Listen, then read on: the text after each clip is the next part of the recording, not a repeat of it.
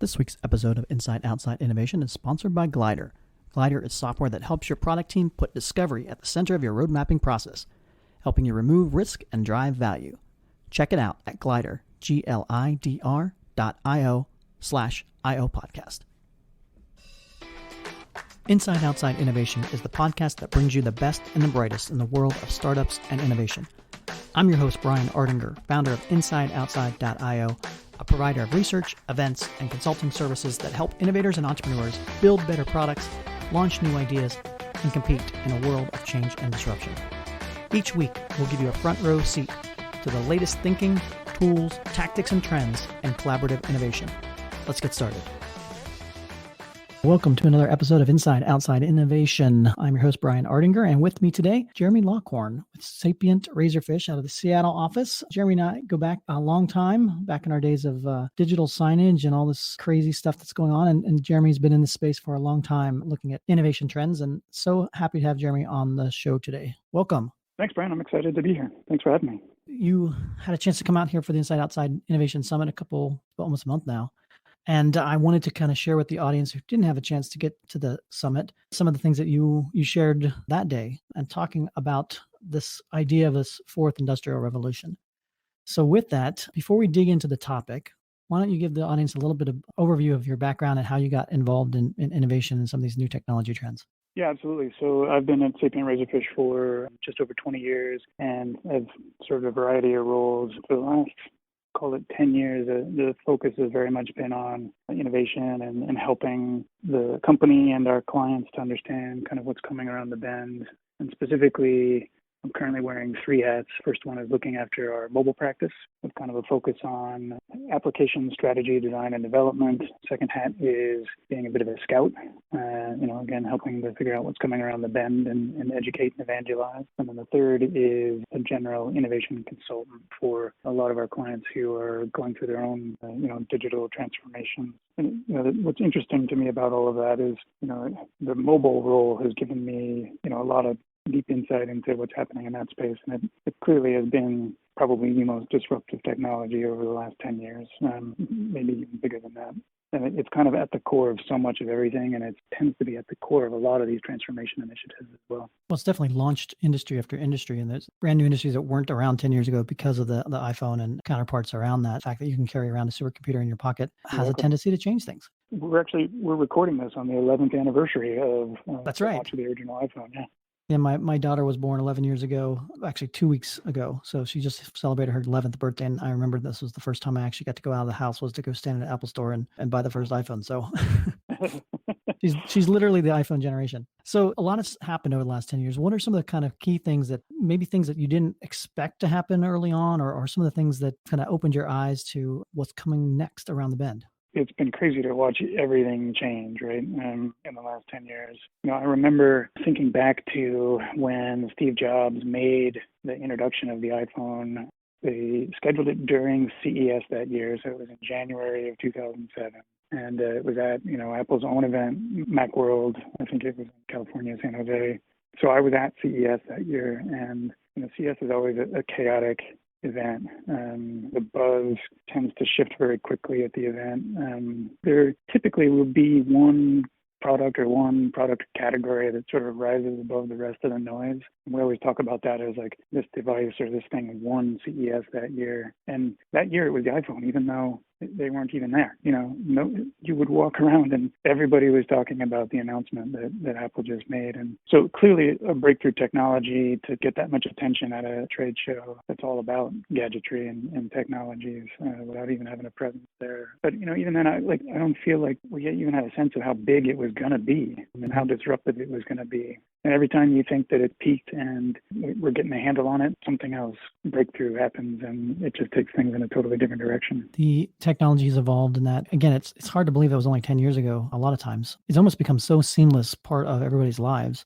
And there's so many things that you do and rely upon that particular device. And so it's interesting to see or start thinking about even the next 5 years. What are some of the new things that are in your phone today that will create a new industry or define a new industry? So what are some of the things that you're seeing out there? To your point, I think the phone has quickly evolved to become the centerpiece, right? We've been talking for years about the phone being sort of a universal remote for your life. And I think it's very true. And increasingly that vision or that sort of sci-fi talk track is becoming a reality. And talk about the fourth industrial revolution, which is a term that's been kicked around, in the industry for a while. My interpretation of it, or what I mean when I talk about that, is just this intersection of all of these emerging technologies, everything from artificial intelligence to smart home to connected and self-driving vehicles to wearables to AR and VR to smart speakers, and I could go on and on and on. And what's interesting, at least in the near term, is that phone has a role to play in every one of those. You think about smart speakers, for example. If you buy an Amazon Echo or an Echo Dot, you literally cannot set that thing up without first installing the app on your phone. It's just interesting to see how crucial the phone has become, and apparently how crucial it's going to remain as we get into this next cycle of both computing and industry revolution. Well, I think what a lot of people underappreciate or undervalue is the fact that any one of those technologies, whether it's voice or AI or self-driving cars, that any one of those particular technologies could literally upset an industry or change the dynamics in multiple different ways, and yet they're all hitting virtually at the same time. And so if you thought the last 10 years was fast moving or disruptive, just wait for the next 10 years. And it's going to become a huge challenge for businesses as they start to adapt, because to your point, if you look back even past the smartphone revolution, there tends to have been a single technology or device that has dominated for periods of times, right? For the last 10 years, it was a smartphone. Before that, it was connected PCs and the internet. Before that, it was PC. Before that, it was the mainframe, right? And now you look at all of these technologies that we were just talking about, and to your point, it doesn't seem like a single one of them is going to be the thing, right? It seems like it's going to be this crazy interconnectivity and intersection of all of these things coming to bear. And for businesses, it means suddenly I don't have the option to pick and choose anymore. Like I can't just do an app and a mobile website. I've got to think about chat and artificial intelligence and natural language processing, and how do I execute on AR and VR and so on and so forth, because at the end of the day, the consumers are going to expect you to be where they are and to provide connection points in the way that they want to connect with you. Absolutely. This week's episode of Inside Outside Innovation is sponsored by Glider. Glider is software that helps your product team put discovery at the center of your road mapping process, helping you remove risk and drive value. Check it out at Glider, glidr.io/IO podcast. And I think you talked about at the conference and other places you've talked about this idea that customers expect magic nowadays, and how can you deliver that magic for a customer and not just what you call parlor tricks? It comes down to all of these technologies are getting to the point where they're able to create these truly magical experiences. And magic is a bit of a wishy-washy word, if you will. And where it hits home for me is when you make things so simple that the interface almost fades into the background. That's where I think you start to get to this point of magic. And I'll give a couple of examples. There was a demo at CES this year of Whirlpool, who had acquired Yummly last year, showcasing some integration of the Yummly recipe platform into some of the various kitchen appliances. So the scenario that they were demoing was, you've got an iPad in the kitchen with, the Yummly recipe database on it. You're cooking a complicated casserole with pasta and cheese and meat. As you're going through the recipe, it's going to turn on the oven automatically at the right time to the right temperature so that you can bake when you reach that point. And then when you're done with dinner, it's going to automatically set the dishwasher to the heavy soiled pots and pans setting, because it knows that you just cooked a cheesy casserole. And that's a magical experience. I don't have to make those choices anymore or program those settings anymore. The system just knows.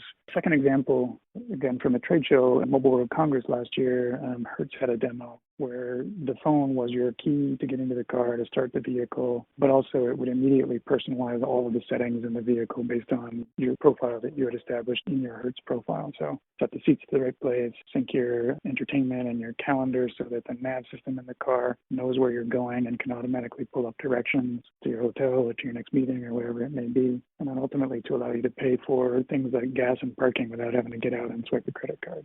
The idea of personalization and the fact that you have all this data now, and companies have this data and it resides in different places, but the ability to kind of coordinate and collaborate across different companies and across different data sources, and that you never had that opportunity before. So it'll be interesting to see how that kind of comes together. In your opinion, are the companies that are going to win are the ones that are good at that anticipation of what the customer needs are and then building for what even the customer doesn't even know they need? Yeah, I think that's going to become a crucial capability for businesses in general, the ability to predict and deliver against needs before people ask. And it's a concept that I call clairvoyant services or clairvoyant marketing. The other way that I often talk about it is it's sort of a shift from instant gratification to clairvoyance, right? We're taught everybody in the digital world, especially with mobile, that you can get answers to any question, anytime, anywhere, a few taps into a search engine or voice into a search engine increasingly. But soon it's like that's not going to be fast enough or good enough. And, again, like one example of this that I always use is today Google Maps or Waze can send you a push notification when it's time to leave for your next meeting because it has access to your calendar, it knows the location of that meeting, and it knows the traffic conditions between where you're at and where that meeting is. The next evolution of that, and it's not too big of a leap, is for that push alert to say, okay, it's time to leave for the meeting, and I've called a rideshare and it's waiting for you outside. Right. And, that removes friction, but it also predicts what you're going to need and delivers it before you even ask. Once that becomes commonplace on the device, and I don't think we're far off, it's going to fundamentally shift what people expect from any kind of digital interaction. Anything that is not that clairvoyant is going to feel like a miss. It's going to feel unmagical. It's going to jar you. I mean, going back to the idea of magic, the first time you kind of hailed Uber for the first time and the fact you could pull up your phone and see the car and within 2 minutes it would pop in front of your door. That was kind of like a magical experience. And so like take that to the next level in the next 5 years or where, it anticipates not only the car, but whatever else is in and around that particular thing. We talked a little bit about this idea of collaboration or connectedness. How do you see corporations and companies navigating that? If you think about R&D and innovation in the past, a lot of times in the past, you could do that yourself. You could find the right team, build it yourself, launch something into the world and have adoption in that. Now with this interconnectedness and different technologies and everything else, it seems to me that the idea of collaboration is going to become much more important to companies in that. So how do you see that playing out?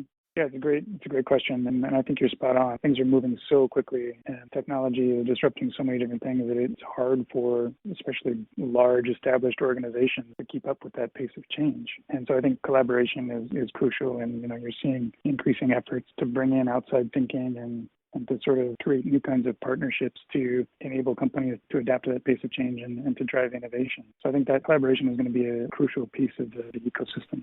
Who's doing it well right now? Are there any particular companies that stand out or particular examples that seem to be navigating it better than others? Some of the brands that we've been working with, I can highlight a few, whether it's Mercedes-Benz and some of the things that they've been doing to enable interconnectivity between the user, the driver, their phone, and the vehicle, building in what are now common connected car features like remote start, remote unlock, remote lock, synchronize your navigation settings into the vehicle and this kind of thing. Those experiences, they once were sort of a novelty and they once were sort of, breakthrough, and now they're becoming commonplace. So they're always trying to innovate and find what is that next thing. Well, they're also clunky too. A lot of times, on the early side, you had to do a lot more manual effort to get that to sync or get it to work. But now, like you said, it's becoming more seamless. Yeah, and that's been a huge focus, right, is how do you make that experience as seamless as possible? And again, to remove as much friction from that as possible. Another example I would highlight is our clients at Patron Tequila. And, one of the things that they were very early on was voice. And as a brand like that, one of the most compelling ways that you can engage with your end customers in this fragmented digital world is to provide some sort of utility to those customers. Part of the strategy that we had with them was building what we call a cocktail lab, which is a huge aggregation of cocktail recipes from bartenders and mixologists around the world, featuring tequila and a bunch of other ingredients. And that's been accessible from their website for a while. We also built a skill for Amazon Echo for Alexa that allows the user to access that database as well in My Alexa environment. Just by using your voice, you can speak to the machine and access those cocktail recipes from the cloud. Well, I love the experimentation that's taking place in the marketplace, and I think we'll just see that increase as these technologies hit and continue to move forward. So on that note, what's next for you? What's next for Razorfish in the next couple of months that we should be paying attention to? Continued trying to push and lots of experimentation ongoing with AR, VR, voice, and all of these technologies. Well, Jeremy, thanks for being on the show. If people want to find out more about Sapient Razorfish, about yourself or connect, what's the best way to do that? I would say hit up SapientRazorfish.com, our social channels. You can find me at New Media Geek on Twitter. I'm pretty active there, and that's probably the best place to find me. Sounds great. Well, Jeremy, thanks again for being on the show. Look forward to continued conversations as the world changes around us. And thanks again for being part of Inside Outside Innovation. Yeah, thanks for having me. That's it for another episode of Inside Outside Innovation. If you want to learn more about our team, our content, our services, check out insideoutside.io or follow us on Twitter at the IO Podcast or at Ardinger. Until next time, go out and innovate.